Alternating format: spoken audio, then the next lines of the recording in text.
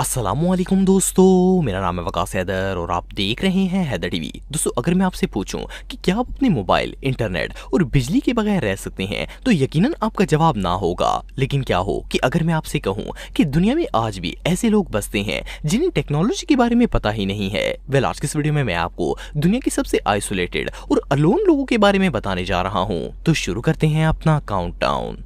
दोस्तों, अगर आपको हिस्ट्री में इंटरेस्ट है तो आपने स्टोन एज सिविलाइजेशन के बारे में सुना होगा। ये लोग आज से कई हजार साल पहले इस दुनिया पर आबाद थे। इन्हें स्टोन एज पीपल इसलिए कहा जाता था क्योंकि इन्होंने अपनी जिंदगी की शुरुआत पत्थरों के इस्तेमाल से की थी। लेकिन क्या हो कि अगर मैं आपसे कहूं कि दुनिया में आज भी स्टोन एज से ताल्लुक रखने वाला एक कबीला मौजूद है, सुनने में तो ये बात अजीब लगती है, लेकिन ये जो लोग आप देख रहे हैं इनके बारे में रिसर्चर्स का कहना है कि इस कबीले का ताल्लुक स्टोन एज सिविलाइजेशन से है। इन्हें पहली दफा 1990 में मैनुअल नाम के एक शख्स ने डिस्कवर किया था।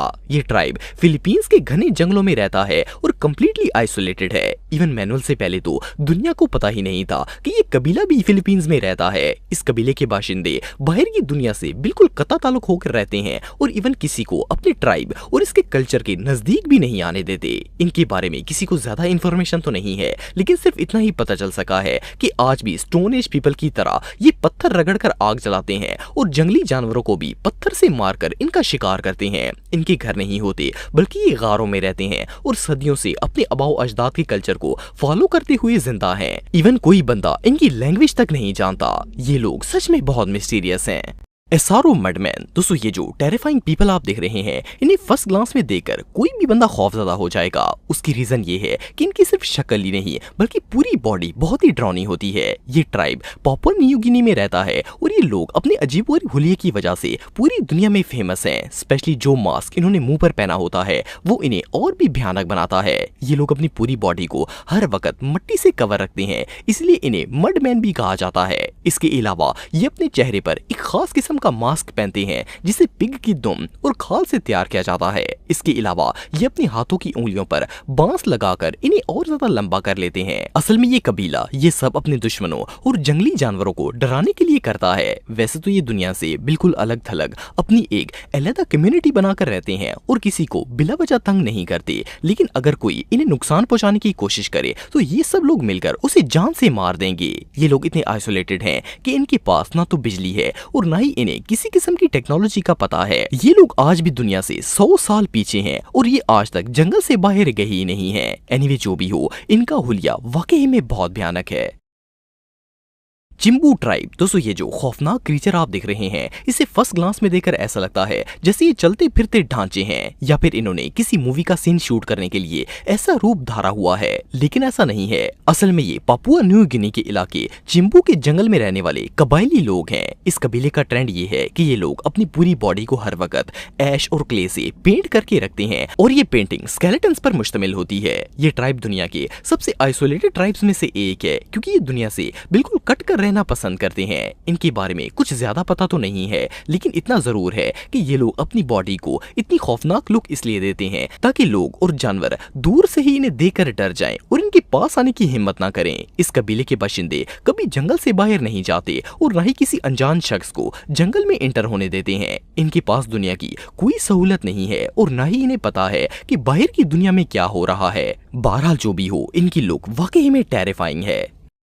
सेंटिलीज। दोस्तों, इस कबीले का ताल्लुक इंडिया के जजीरे एडमा आइलैंड से है। ये एक बहुत ही छोटा सा जजीरा है और इस पर रहने वाले लोगों की तादाद भी बहुत ही कम है, लेकिन ये आइलैंड दुनिया का सबसे आइसोलेटेड आइलैंड माना जाता है। उसकी वजह ये है कि इस जजीरे पर सिर्फ सेंटिलीज ही रहते हैं और इसके अलावा यहाँ आज तक कोई नहीं गया। सदियों से ये कबीला इसी आइलैंड पर अकेला रह रहा है और ये लोग इतने खतरनाक हैं कि इनका बाहर की दुनिया से कोई ताल्लुक नहीं है। अगर गलती से कोई बाहर का इंसान इनके जजीरे पर चला जाए तो ये उसे जान से मार देते हैं। इस आइलैंड से कुछ ही फासले पर इंडियन नेवी हर वक्त पहरा देती है और किसी टूरिस्ट को आगे नहीं जाने देती। ये लोग जब किसी को अपने जजीरे की तरफ आते देखते हैं और इस पर बड़े बड़े पत्थरों और तीरों से हमला कर देते हैं ताकि वो डर कर भाग जाए। इसलिए इस कबीले के लोगों के बारे में बहुत ही कम लोग जानते हैं। 2018 में जॉन एलन नाम का एक अमेरिकन बंदा सेंटिलीज को खोज करने के लिए इनके जजीरे पर चला गया था, लेकिन वो कभी वापस नहीं आया। ये लोग वाकई में बहुत खतरनाक हैं।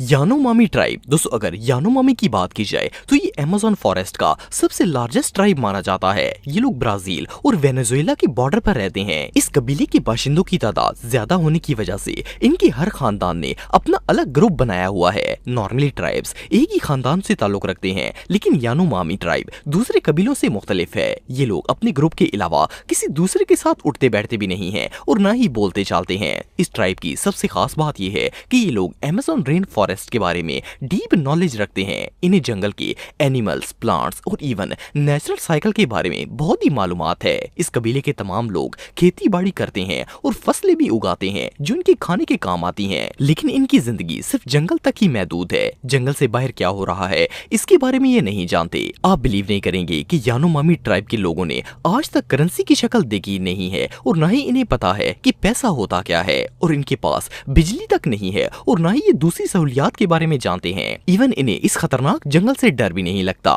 ये रियली अनबिलीवेबल है। कोरवाई ट्राइब। दोस्तों कोरवाई कबीले का ताल्लुक इंडोनेशिया के इलाके पापुआ से है। इनकी सबसे अनयूजुअल बात यह है कि ये लोग घने जंगलों में मौजूद दरख्तों के ऊपर घर बनाकर रहते हैं। आपको जानकर हैरानगी होगी कि इनके घर जमीन से 150 फीट की ऊंचाई पर मौजूद होते हैं, और इससे भी शॉकिंग बात यह है कि इतनी ऊंचाई पर जाने के लिए इनके पास कोई प्रॉपर सीढ़ियां भी नहीं होती, बल्कि इन लोगों ने शाखों और टहनियों की सीढ़ियां बनाई होती हैं जिन पर चढ़कर ये अपने घर जाते हैं। असल में ये लोग दरख्तों के ऊपर घर इसलिए बनाते हैं ताकि अपने दुश्मन कबीलों और जंगली जानवरों से महफूज रह सकें। इस ट्राइब की एक और अजीब बात यह है कि इन लोगों का न सिर्फ अपने मुल्क से बल्कि पूरी दुनिया से कोई लेना देना नहीं है। ये अपनी ही दुनिया में रहते हैं। इवन इतनी एडवांस टेक्नोलॉजी होने के बावजूद भी ये लोग आज तक जंगली जानवरों को तीर कमान से मार कर खाते हैं। उसकी वजह यह है कि ये कभी जंगल से बाहर गए ही नहीं। बहुत से रिसर्चर्स के मुताबिक कवारी ट्राइब के लोग अपने मरने वालों का गोश्त भी खाते हैं ताकि मुर्दों की रूहों को सुकून मिल सके। ये लोग वाकई में बहुत क्रीपी हैं। हुआरनी। दोस्तों ये जो बाशिंदे आप देख रहे हैं इनका ताल्लुक हुआरनी ट्राइब से है। ये लोग अमेज़न के जंगलों में रहते हैं। इस कबीले का मानना है कि अमेज़न की जमीन इनकी आबाओ अजदाद की विरासत है और ये इस जंगल के मालिक हैं। ये लोग सदियों से इस खतरनाक जंगल में जिंदगी गुजार रहे हैं। इससे भी हैरानगी की बात यह है कि इस ट्राइब का कोई भी बंदा आज तक जंगल से बाहर नहीं गया। इन्हें ना तो किसी जदीद दुनिया का पता है और ना ही इन्हें बाहर की दुनिया में किसी किस्म का कोई इंटरेस्ट है। इवन इनके पास मोबाइल, इंटरनेट, बिजली और इस तरह की कोई चीज नहीं है। ये लोग आज भी हजारों साल पुरानी जिंदगी गुजार रहे हैं। इस कबीले की एक और अजीब बात इनकी खुराक और शिकार करने का तरीका है। ये लोग तकरीबन सारे ही जंगली जानवर खाते हैं जिनमें परिंदे, कीड़े मकोड़े और वाइल्ड एनिमल शामिल हैं। आप बिलीव नहीं करेंगे कि इनकी फेवरेट डिश बंदर है। ये अपने शिकार को मारने के लिए लकड़ी के सुराखों वाली जहरीली डंडी यूज करते हैं। अगर कोई इनकी प्रॉपर्टी पर दरख्त तोड़ने की कोशिश करता है तो ये उससे बाकायदा जंग करते हैं और उसे मार मार कर वहां से भगा देते हैं।